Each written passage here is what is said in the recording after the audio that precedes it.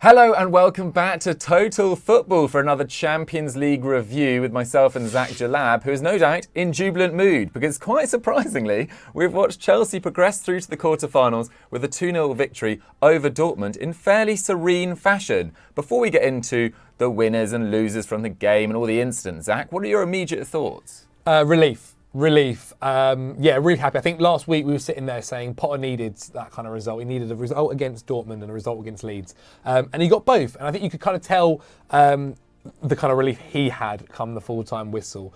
Yeah, I think that was really good. I think against Dortmund, it was a tough display against a team that obviously has fantastic players, that they themselves this year have been looking marvellous. And Chelsea really were dominant. They dominated the ball, created lots of chances, probably didn't actually put the ball in the back of the net as much as they should have, but that's been Chelsea's problem all season. But overall, to come out of that, having seen 2 Chelsea goals, let alone 1, and to be fair, not really tested all too much, I think is, I'm pretty over the moon. Can't complain. Absolutely. A really nice Chelsea display. Disappointed from Dortmund. I will get into that in due course. But Zach, let's talk about the goals first of all. Yeah. You were really impressed with Ben Chilwell all night. He set up Raheem Sterling for the first. It was a little bit scrappy. And then talk us through the penalty incident and what went on for the second as well. Yeah, obviously, I think for the first goal, Chilwell, I think out of the past couple of weeks, Chilwell, or at least since he's been back, Chilwell has been the most impressive in both fronts, especially going forward. I think when Chelsea play this 3 at the back formation, it normally actually allows Reece James to go forward, but since Chilwell's been back, we've seen he been doing a lot of the kind of late runs, kind of like second striker runs round, and this man have been very, very, very successful from that. We saw that against Leeds. He was really, really good as well. And then, as for the goal, Chilwell was the person for it as well. Goes down that left flank, puts a really nice ball across to Sterling, who kind of fumbles it a little bit, but then manages to gain control and then just kind of rifles it into the back of the net. I think there's a thing with some of the forwards where it's like, because of Chelsea struggling in front of goal, you kind of feel like once they're in front of it, once they have an opportunity, they're like, oh my God, I've got to get this in. I've got to score. And that's maybe what caused the first fumble. But in the end, he managed to put it in. And he was also really huge for the second goal as well, the penalty. He plays the ball in down that left flank again, kind of hits Wolf's arm. Look, I believe it's a penalty. I think when you are spinning, we were saying as well during it, he wasn't even actually looking at Chilwell when he hits the ball. He's already got his face turned and swung his arm out. In the Champions League especially, that's a penalty all day long. Then Kai Havertz steps up, actually hits the post and is cleared. It's cleared for a throw-in. Now, at that moment, then I was thinking, oh my God, no, not again. Here we go, all over again. And then the referee pulled it back. One of the Dortmund players obviously cleared it and was actually encroaching into the D. But when you look at the pictures, Chilwell is also encroached into the D. I think there's another Chelsea player as well, a couple of other Dortmund players. But I guess that's the rules. Yeah, because he's encroached and he's made an impact. They had to be retaken. And Kai Havertz put it in the same side and scored. So, some pretty good goals, but Ben Chilwell, massive for that game. 2 tackles, 2 clearances, 2 key passes, 2 shots. And he really is such an all-action player for Chelsea, I think. When you compare him to someone like Cucurella, who I also thought personally had a really good game at left centre-back, maybe his best ever game for Chelsea, to be honest, apart from maybe Spurs under Thomas Tuchel, and I think second game of the season. The one where he got his hair pulled. Yeah, indeed. I think Chilwell, was really, really dominant. And maybe arguably a bit more dominant than Reece James. I don't feel like we probably saw Reece James go anywhere near as forward as someone like as Chilwell did, which is normally different. But because Chilwell's back, that's what he's been tasked with. And so, I think Chilwell, fantastic for sure. Yeah, he did. And I was surprised really by Dortmund's performance, to be honest. I thought they were slightly lucky in the first leg as well. I mean, João Felix hit the bar. Emre Can cleared one off the line. I think Gregor Kobel had to make 8 saves in that game. And his absence after getting injured in the warm-up against RB Leipzig at the weekend felt like a big one, although Alexander Meyer didn't, disgrace himself not at all. by any means. And of course, they're missing Adeyemi, of course, who scored the winner in that first game. And then Julian Brandt was forced off after, 5 minutes in this game, who's been one of their key players this season, really been back to his best from his sort of Leverkusen days at Dortmund, showing that consistency that we've wanted to see from so long. But I just thought they were far too passive, really. I think there was 2 tackles and interceptions between their back 4 in the entire game. Far too passive, and let a Chelsea side who are pretty brittle in confidence, just really build from the game from the get-go. I thought Chelsea were well on top, and I completely agree with you about the penalty shout, to be honest. I don't think you can really say that it's controversial, despite the proximity, because Marius Wolf has turned his back. But his arm is open, it's hit him on the arm, and I didn't think it was a controversial one at all.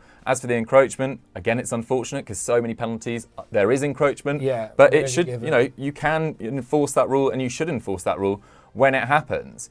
Zach, let's talk about what this means for Graham Potter, because I think it was 5 goals in 12 games in 2023 going into this, but he's got to win against Leeds. He's through to the Champions League quarterfinals. Has this sort of saved his job, as it were? I think, quite frankly, yes. I think Chelsea. I think the big one was Leeds. I think Chelsea had to beat Leeds, and then it was like, okay, at least perform well against Dortmund. If you go out on penalties, if you say Dortmund managed to get, we didn't even mention the Bellingham chance, 6 yards out, puts it wide. But say Chelsea performed what they did today and just got knocked out by a pen, I think you would have come back and been like, you know what, strong performance, we can build from that. But they had to beat Leeds. That was the one I think was the big one. And this kind of cements it, I think. At least gives them a little bit of room now. Chelsea have, I think, Leicester City on the weekend. Which if they can go and win that, really does start to kind of to gear him. I think he's benefited from the fact the squad's been a little bit more consistent. Obviously, previously, not all due to his own fault. There's been a lot of injuries at Chelsea. But he has made the most changes in the Premier League. Whereas obviously the past couple of games, we're now starting to see how this squad's lined up. He's moved to this back three, which I think he should have done probably a few games ago. Because look, Chelsea should be playing a back four with how many attacking players they've got to get the best out of their attack, but it's not working. They're not scoring goals, okay? And they're losing games, and they're not getting the best out of Chilwell, and they won't get the best out of Reece James. Okay, so let's move. I think it's a smart decision to move to a back three. Keeps you more defensively secure. In a setup as well. And setup they know really well. I thought Koulibaly today was fantastic. 5 tackles, interceptions, 6 clearances, 3 aerial duels. Another one who's maybe just kind of finding his place in a back three, especially. Can be a bit more easier, I think, to defend. But also then gets the best out of Chilwell, gets the best out of Reece James. And I think your front three now is a little bit more consistent. We've seen again Sterling, Havertz, Felix as a front three, and we haven't maybe seen Mudryk come on and stuff like that, which maybe I'd prefer. But that consistency in games like this, I think, allows the squad to kind of know what's happening. Kovacic and Enzo in midfield has been really good. But overall, I think that those 2 wins, especially Leeds, and definitely helped by beating Dortmund, getting through to the quarterfinals, takes so much pressure. And not just from maybe the board, I think the fans on Potter. I think if Chelsea got knocked out of the Champions League, because everyone wants to try and go as far as they can in the Champions League. It's a great time playing midweek under the lights. It's like a special tournament. Chelsea having won it just a couple of seasons ago. It gives something for them to believe in, right? Look, do I think Chelsea are going to win the league? I think we've got a better chance than getting top 4. Win the Champions League. Sure. Yeah, I think Chelsea have a better chance of winning the Champions League than getting top 4. Mainly because I think there's so many other strong teams in the Prem. But I think it allows fans to just have that, look, if the Premier League's not going the way they want, they've got the other thing to kind of back Potter behind, let them go for. It'll be interesting to see who Chelsea draw next. But yeah, overall, I think I think Potter will be going to bed happy. Yeah, draw dependent, of course, and there doesn't feel like there's going to be an easy game in the quarterfinals. No, we saw Benfica absolutely thrash Club Brugge in the other game tonight. But yeah, let's quickly touch on some of those Dortmund chances as well. I think they didn't really create enough for me. I think Marco Reus's free kick was probably the best moment of the first half. Great save from Kepa. Yeah. Again, a great save from Kepa from Marius Wolf in the second half after a nice 1-2 as well. And Kepa, I don't think he's getting the credit he deserves, to be honest. I think he's been great. It's tough with Kepa because I've also said this. I got absolutely destroyed in certain chats by saying I think Kepa's been one of the best keepers this season. Yeah. I think the issue with Kepa is him more than anybody else. If he makes a mistake, everyone's going to be onto him because of the past. Whereas you look at him statistically, like post-shot XG, he's been one of the best in the league. He's really saved Chelsea a lot this season. Second only to Alisson. That really doesn't surprise me. He's saved Chelsea a lot this season. However, what sometimes happens is like the mistake against Man City, where he doesn't come out and try and claim it or whatever. And certain issues where he does so much good work, it's one stumble that then brings it back and makes people start questioning things. And when you're the goalkeeper for Chelsea, when you're somebody that costs as much as he did, you're always going to have those people on your back, and so it's unfortunate. But yeah, it was really, really crucial today, and I think it speaks volumes that obviously when Kovacic came off, who was the captain on the day, it was Kepa that becomes the vice captain on that pitch, the starting 11, which I think speaks quite big about how actually in the dressing room he is quite vocal and he is quite an important figure. Absolutely, he's turned it around and more. But yeah, let's quickly touch on Dortmund before we wrap up. I mean, as I said at the start of the show, they were 10 wins out of 10 this season, or since the World Cup, a phenomenal run. Great win against RB Leipzig at the weekend. They're level on points with Bayern Munich. You had Bayern Munich as strong favourites for that, but still, it's a very impressive turnaround. There's only 11 games left of the Bundesliga, of course, because there's only 34 games in that competition. And they're in the quarter-final of the DFB Pokal against Leipzig as well, which is coming up on the 5th of April, which is only 4 days after Der Klassiker. So it feels like in about just under 4 weeks' time, there is the week that is going to define Dortmund's season. I want to ask you a quick question. Sure. Joe in the chat was calling him out. He thought it was worse he's seen Jude Bellingham play. Don't know how much he's actually seen Jude Bellingham play, if we're being deadly honest. Before, it was reports that he'd met Real Madrid, or had started conversations with Real Madrid before the game. How do you think Bellingham's performance was on the day? I don't think it was great. I don't think it was at his absolute best by far. I mean, that chance that he missed with that sort of side-footed half bobble as well, I thought that was a gilt-edged chance. But if you look at it, I know the game shouldn't be judged solely by statistics, but actually, if you look at his stats, not too bad compared to his Dortmund teammates. 3 tackles interceptions, 3 aerial duels won, 5 dribbles, 3 shots. That is a man making an impact on the biggest stage. Did he have his best game, particularly in a Champions League campaign that saw him be the top English goal scorer, I think, in the group stages with 4 goals? But he's gone through a little bit of a dry patch in front of goal for Dortmund. I think it's now 8 games without a goal for Dortmund. But I think there was bigger issues for Dortmund here. I don't think Rafael Guerreiro, for a really talented player, showed his best form. I think he completed under 70% of his passes, which is really quite bleak from a player who is known from his technical security and his ball sort of ability to progress and rotate the ball. Yeah.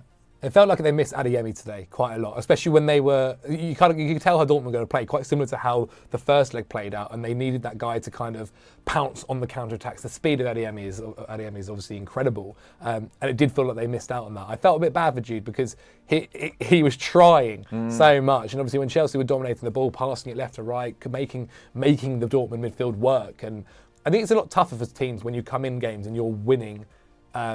But knowing that you're going to have to not have a lot of the ball and dominate the game, I think it's quite tough to go away and do that, especially when there's no away goals anymore as well in the Champions League.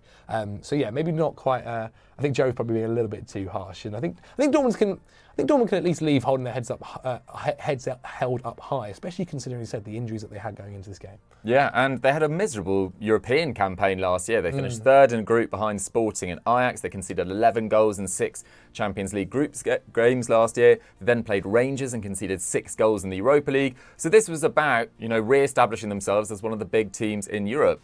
And, everyone's keen to see what happens in the end of this Bundesliga campaign. But as you say, some big injuries. It felt like where you'd want Adeyemi or Moukoko coming off the bench, they had Daniel Marlin. And it's just not quite the same level of player. And Daniel Marlin has struggled somewhat. Zach, final point. Chelsea play Leicester and then they play Everton. Is this a great opportunity for you guys just to put a string of wins together? 100%.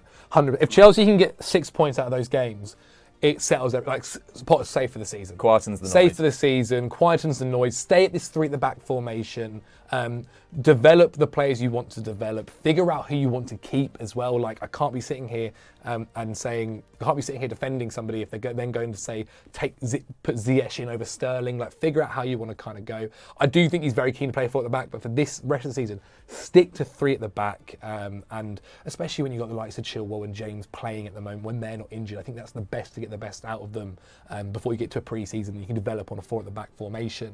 And so, yeah, I think those 2 games are really nice. See who you pull in the next round. And as I've always kind of believed, that the Champions League is a special competition where no matter how your league is going, and Chelsea more than others, look at the 2012 win, no matter how your league form is going, you could perform a miracle, and who knows, you might end up in the final. There we have it, guys. A jubilant Zach Jalab, and rightly so. Chelsea are through to the quarterfinals. I hope you guys enjoyed the show. Stay tuned for tomorrow because we'll be reviewing the second leg of PSG versus Bayern Munich at the Allianz Arena. Cannot wait for that one. If you enjoyed this video, don't forget to like it and subscribe to Eurofootball Daily, and we'll catch you tomorrow. Bye-bye.